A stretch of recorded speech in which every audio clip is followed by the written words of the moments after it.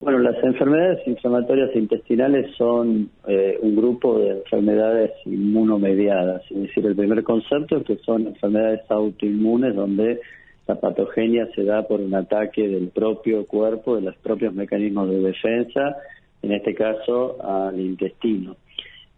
Comprenden dos entidades más importantes, si bien hay algunas otras variables, que son básicamente la colitis ulcerosa, que es la variable más común, el tipo de enfermedad inflamatoria intestinal más frecuente en Argentina, en nuestro medio, y la enfermedad de Crohn. Entre ellas tienen pequeñas diferencias. Lo más importante es que la colitis ulcerosa afecta solamente el colon, por eso se habla de colitis, y de úlceras en el intestino grueso, es decir, en el colon y en el recto, y mientras que la enfermedad de Crohn puede afectar tanto el intestino grueso como el intestino delgado.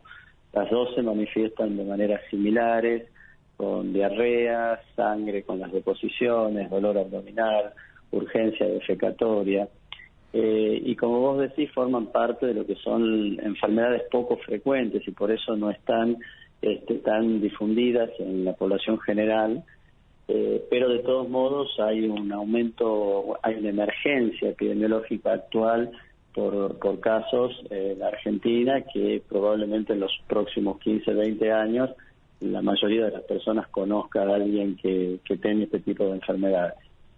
Doctor, ¿y a qué se debe esta emergencia que usted está mencionando? ¿Hay un aumento repentino de casos o qué es lo que pasa?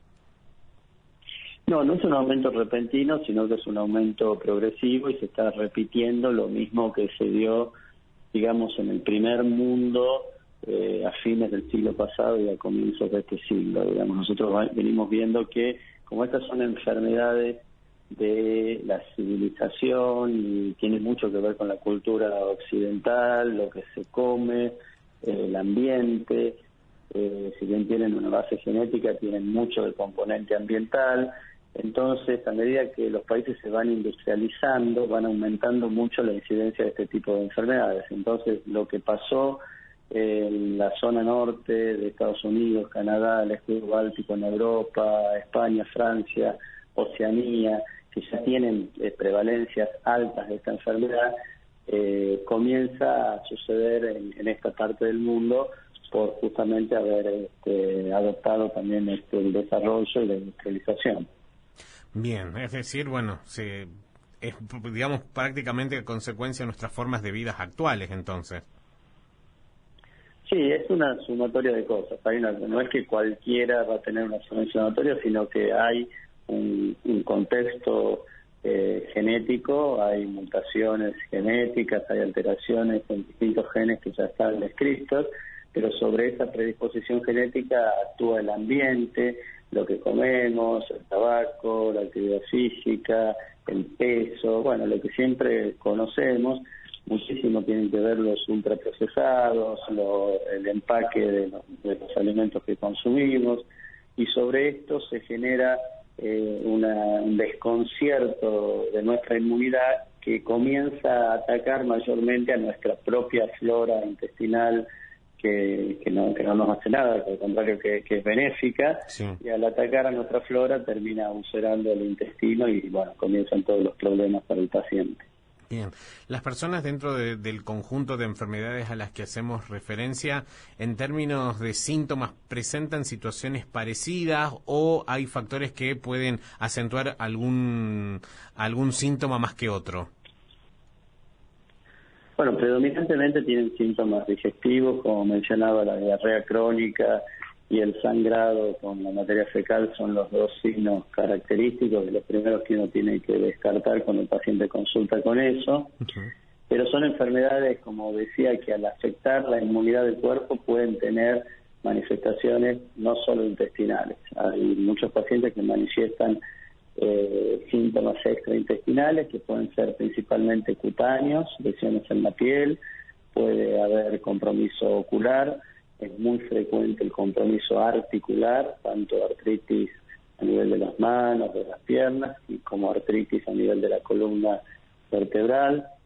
En fin, digamos, son pacientes clínicamente que son desafiantes porque pueden debutar por manifestaciones no digestivas de inicio y posteriormente desarrollar el cuadro digestivo. Bien, y en este punto, ¿quiénes presentan más estas enfermedades? ¿Varones, mujeres, alguna edad en específico? ¿Qué dice la epidemiología? Bueno, lamentablemente también por eso son enfermedades preocupantes, porque afectan, tienen un pico de inicio que va entre los 15 y 30 años de edad, es decir, que afecta a las personas en su máximo potencial, tanto de estudio como de trabajo, y eso obviamente tiene implicancias en la vida de las personas fuertes, porque obviamente le genera un cambio, digamos, en la expectativa de cómo iba a ser su vida al debutar a esa edad. También pueden haber debuts precoces en la infancia, y cuanto más precoz el debut, tiene más dificultades el paciente, tiene, digamos, mayor riesgo o predicción de más complicaciones. Y después hay un segundo pico alrededor de los 60 años, que tiene que ver un poco por el la mayor atención que tienen estas poblaciones, entonces por eso se cree que se hace más diagnóstico en ese momento, pero mayormente estas son enfermedades de gente joven. Con respecto a hombre y mujer no hay mayor diferencia, es prácticamente igual. Uh-huh. ¿Y la calidad de vida de estas personas afectadas por la enfermedad inflamatoria intestinal, cómo se ve, digamos, afectada a partir de lo que va sintiendo, de lo que va viviendo desde el punto de vista médico, pero cómo afecta después su vida social, familiar, su autoestima? ¿Se ha evaluado, por ejemplo, el impacto en ese sentido? Sí, digamos, hay mucha investigación reciente en los últimos años, específicamente sobre lo que es calidad de vida y lo que son este tipo digamos, de síntomas no tan visibles, un impacto no tan visible de la enfermedad.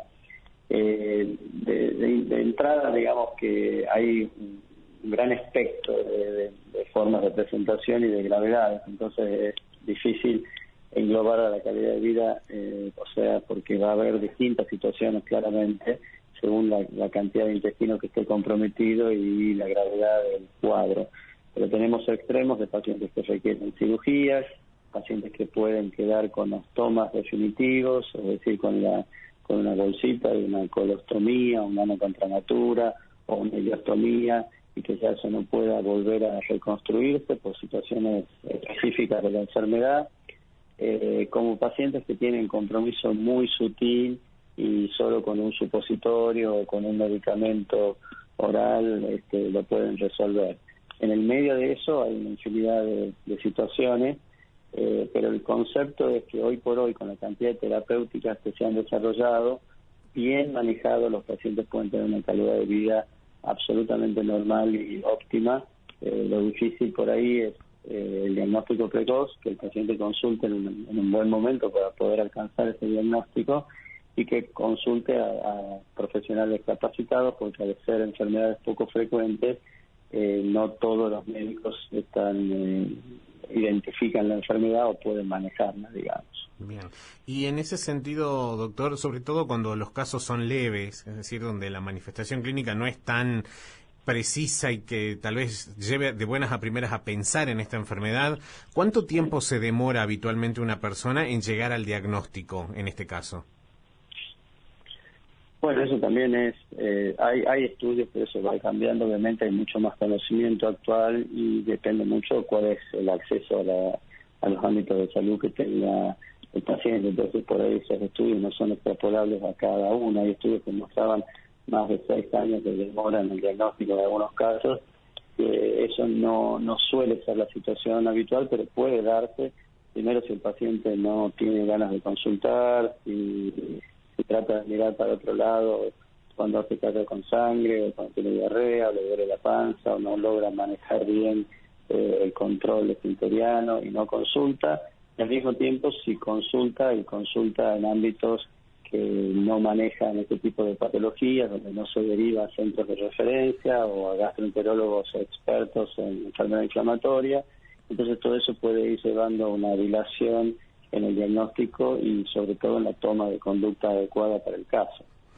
Bien, eso para tenerlo en cuenta. Y ya que usted mencionó que las condiciones o las herramientas terapéuticas con las que ahí cuentan son mucho mejores. Entonces, a partir del diagnóstico, ¿cómo se define el tratamiento que va a seguir esa persona y cuáles son las posibilidades de tratamiento con las que hoy se cuenta?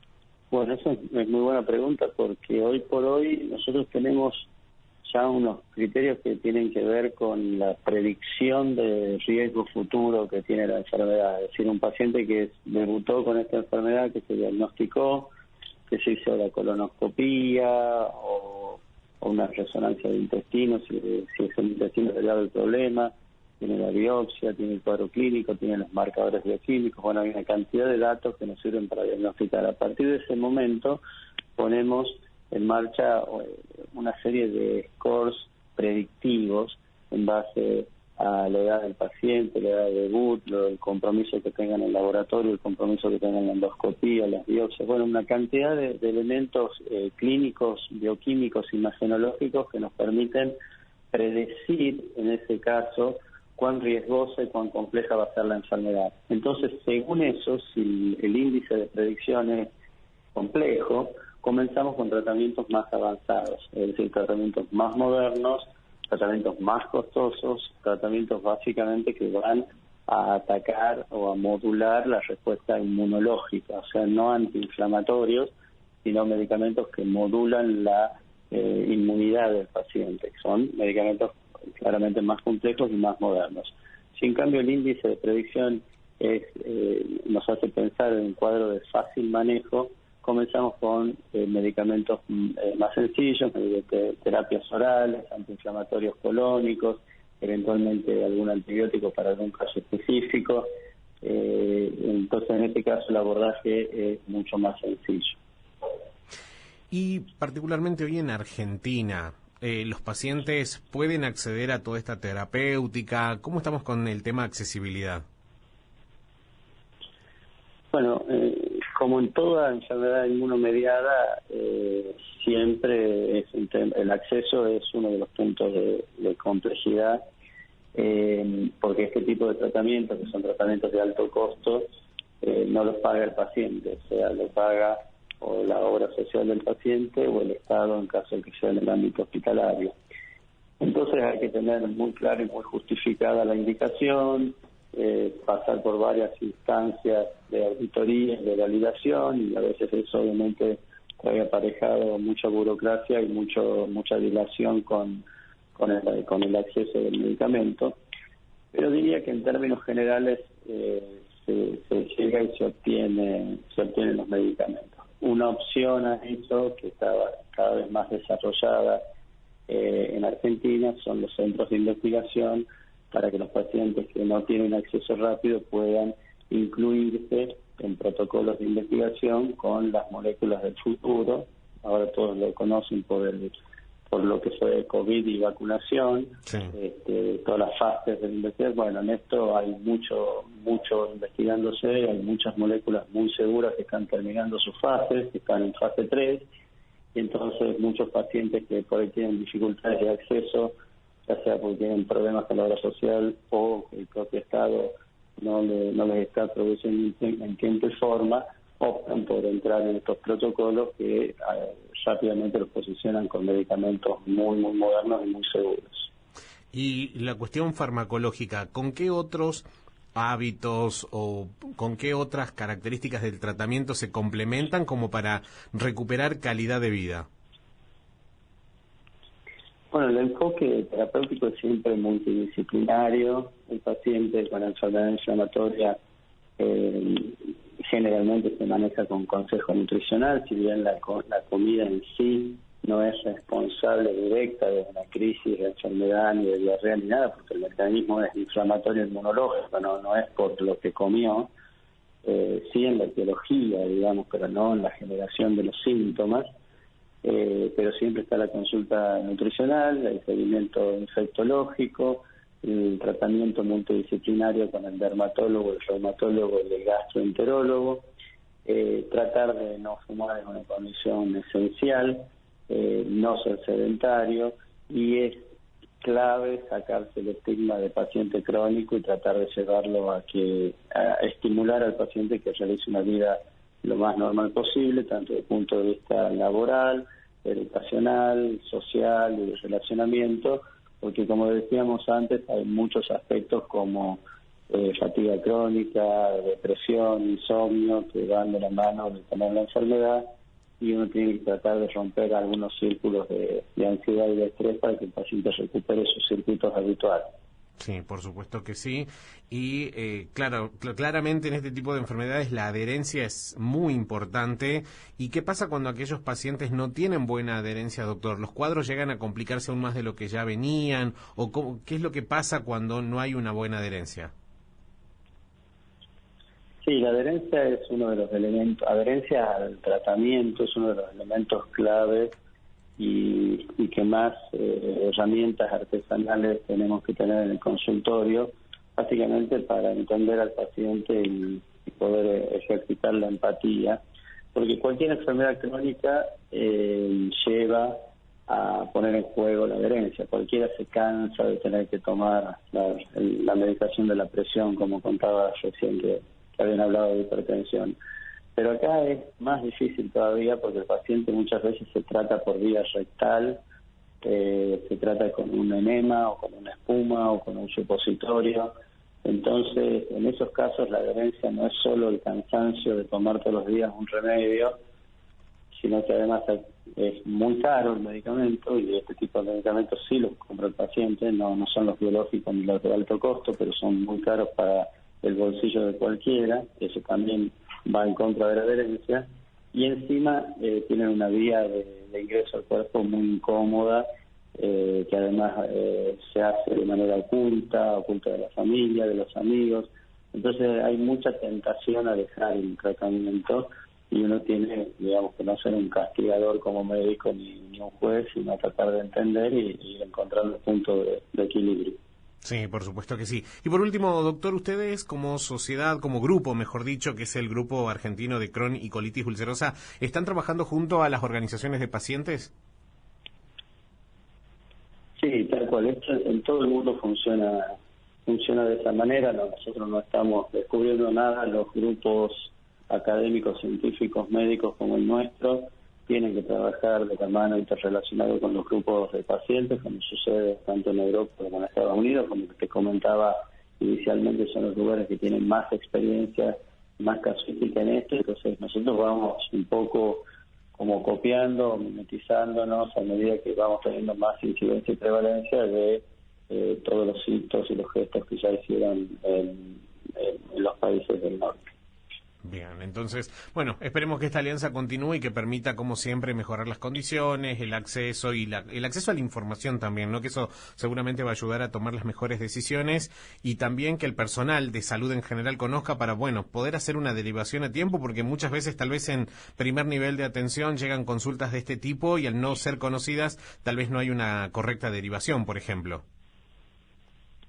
Sí, ahí aprovecho para hacer una publicidad que viene bien, que es que en la página de GADECU tenemos un link con los 42 centros afiliados a GADECU, que son centros especializados en enfermedad inflamatoria intestinal en la Argentina. Entonces, alguien que tenga la duda, que quiera consultar, puede entrar en la página de gadecu.org y buscar uno de los centros que le quede más cerca de su casa, y hacer la consulta validada por el grupo argentino, que seguramente va a estar más cerca de resolver el problema que si va al médico de la esquina.